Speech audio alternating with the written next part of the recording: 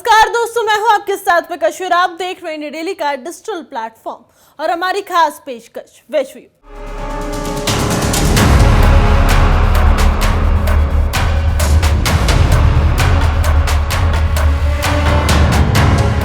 दुनिया भर को नैतिकता का पाठ पढ़ाने वाले लोकतंत्र का स्वयंभू ठेकेदार यानी अमेरिका एक बार फिर अपने ही बिछाए जाल में फंस चुका है।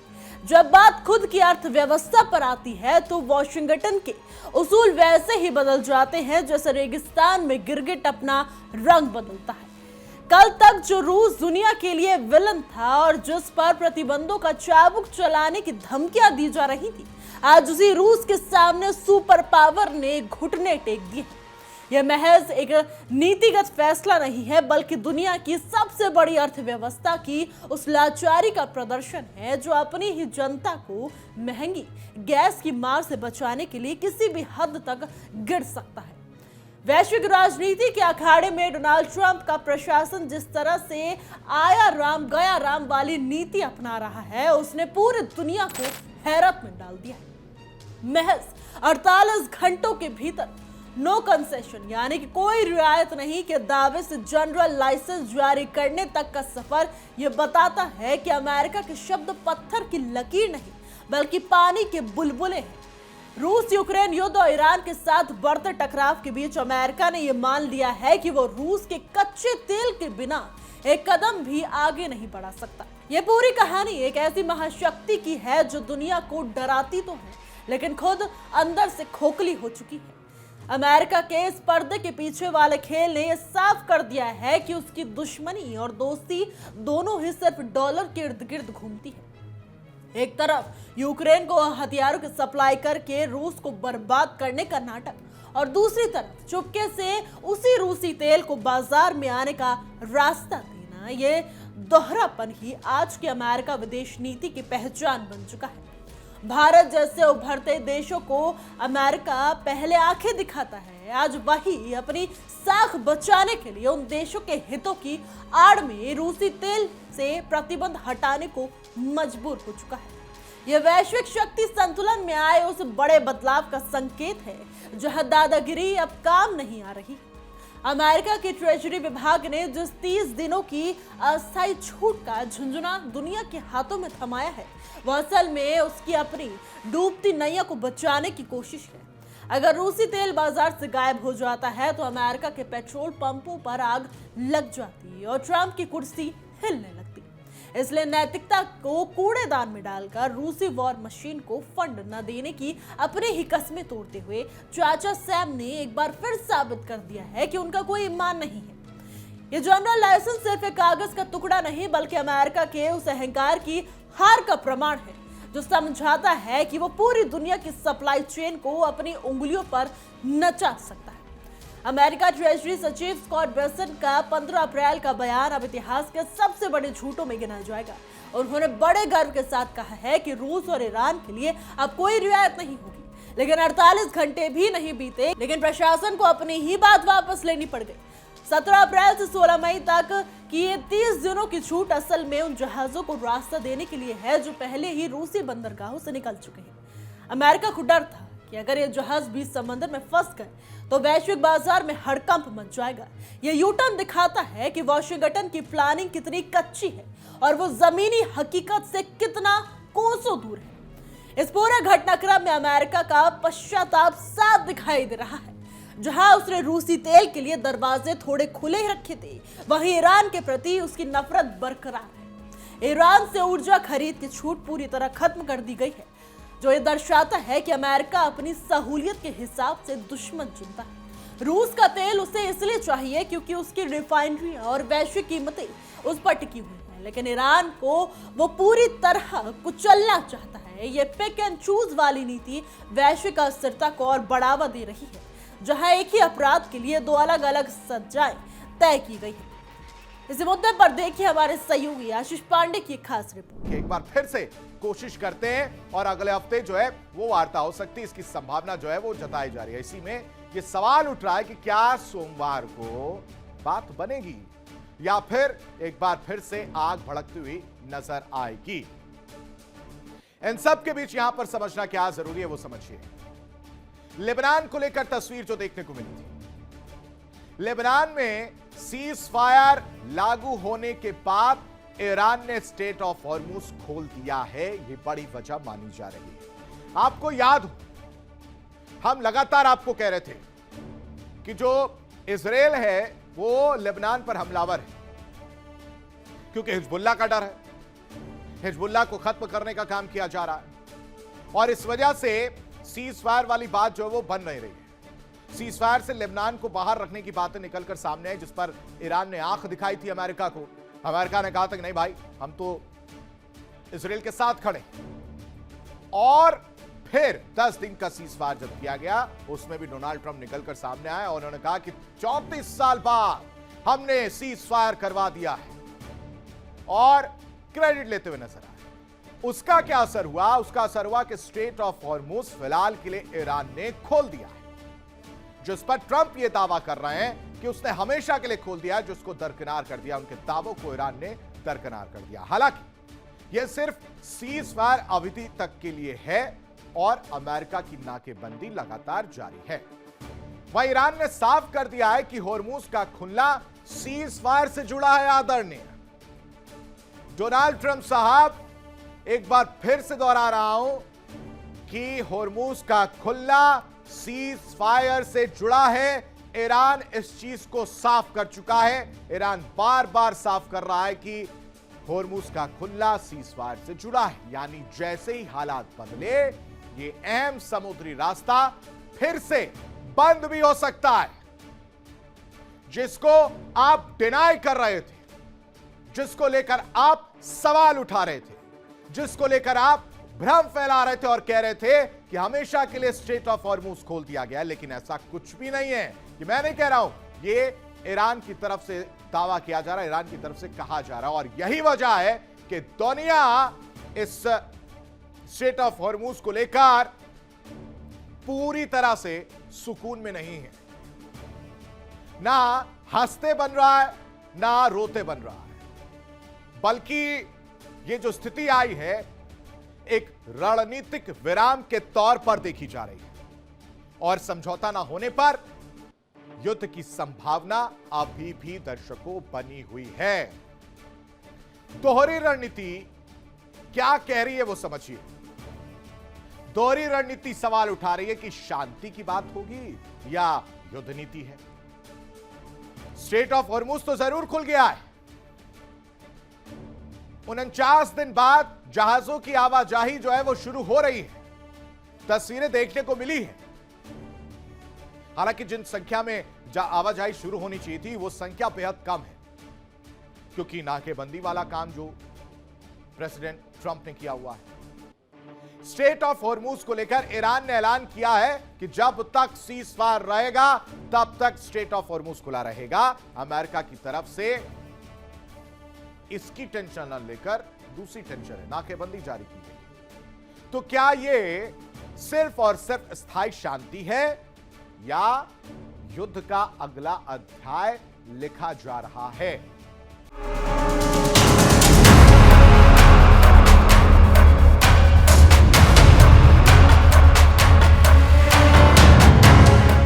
चलिए अब आगे बढ़ते हैं। बता दें कि भारत ने इस पूरे मामले में जो रुख अपनाया है वो अमेरिका के मुंह पर एक करारा तमाचा है।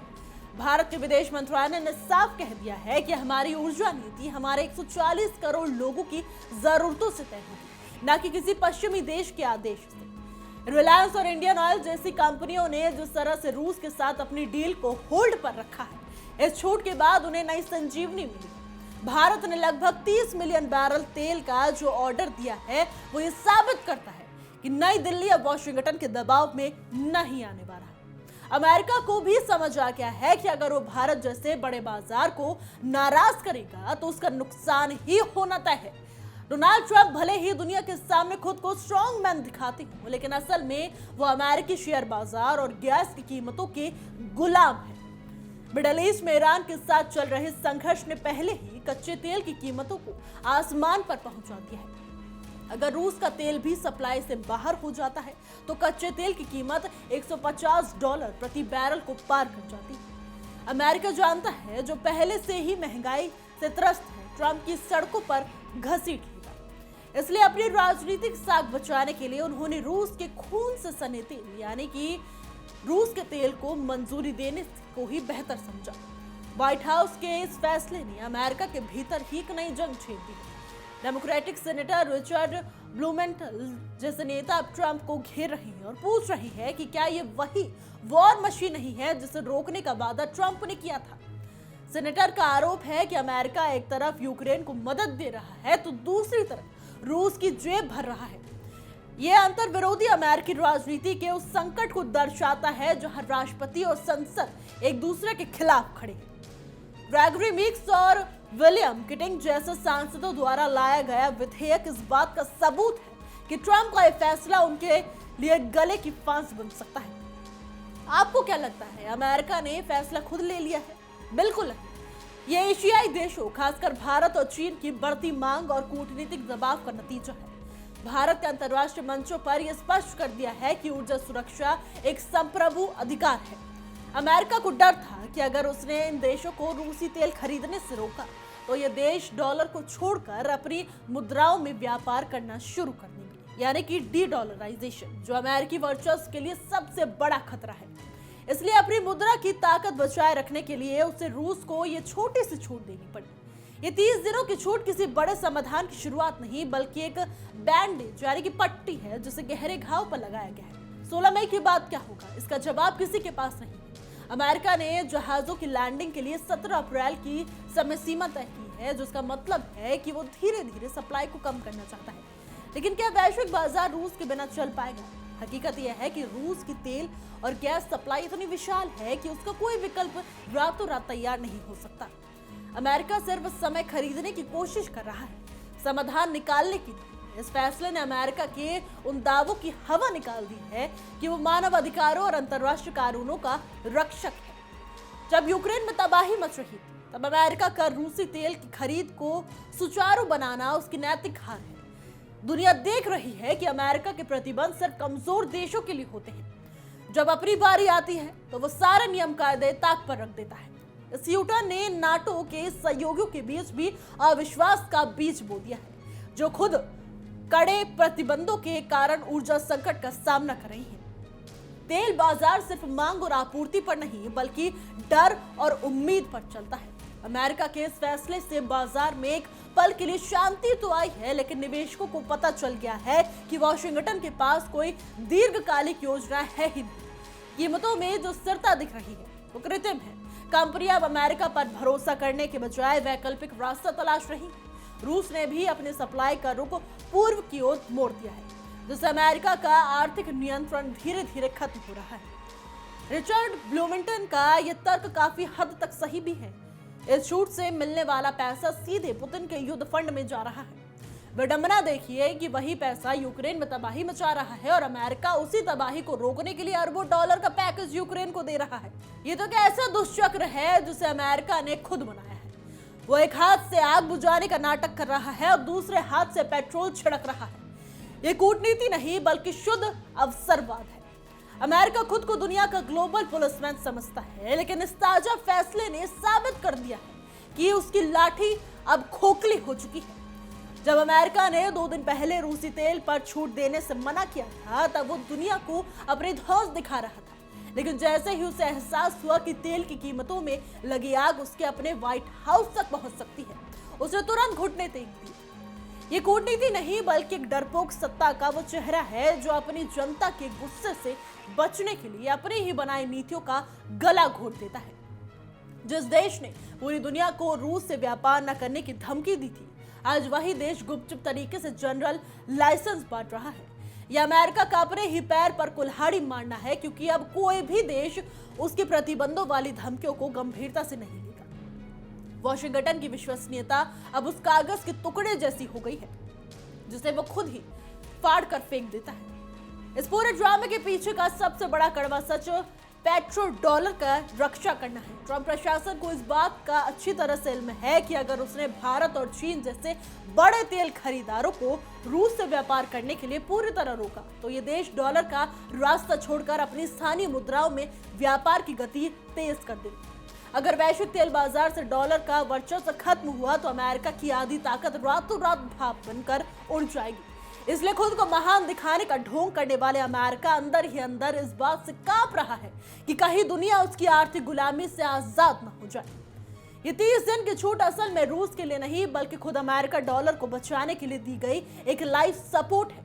यह अमेरिका की उस हताशा को दर्शाता है जहां वो नैतिकता की बातें तो करता है लेकिन उसका असली भगवान सिर्फ और सिर्फ डॉलर है। एक तरफ अमेरिकी संसद में बैठकर नेता रूस को आतंकवादी राज्य बताते हैं और यूक्रेन को अरबों डॉलर के हथियार भेजकर युद्ध को हवा देते हैं, वहीं दूसरी तरफ उसी रूस के खजाने को भरने के लिए तेल खरीद का नया रास्ता भी खुद ही बनाता है। यह पाखंड का वो उच्चतम स्तर है जिसे इतिहास में काले अक्षरों में लिखा जाएगा। क्या अमेरिका और यूक्रेनी सैनिकों को जवाब दे पाएगा जो रूसी मिसाइलों का सामना कर रही है, जबकि उन मिसाइलों को बचाने का पैसा उसी तेल से आ रहा है जिसे अमेरिका ने लीगल कर दिया है। ये ब्लड ऑयल यानी कि खून से सना तेल की राजनीति है जहां इंसानी जानों की कीमत से तेल बैरल से कम आंकी जा रही है। ट्रंप की अमेरिका फर्स्ट नीति असल में अमेरिका ओनली नीति है जहां दुनिया जलती रहे, लोग मरते रहे, बस वॉशिंगटन के एसी कमरों में बैठने वालों की सस्ती बिजली और सस्ता तेल मिलते रहना चाहिए।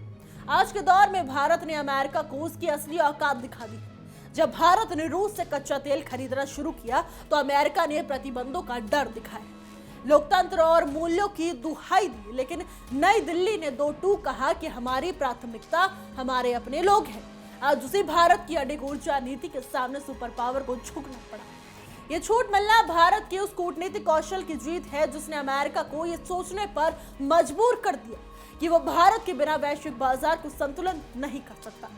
अमेरिका का ये यू टर्न इस बात की तस्दीक है कि अब दुनिया एक ध्रुवीकरण की नहीं है।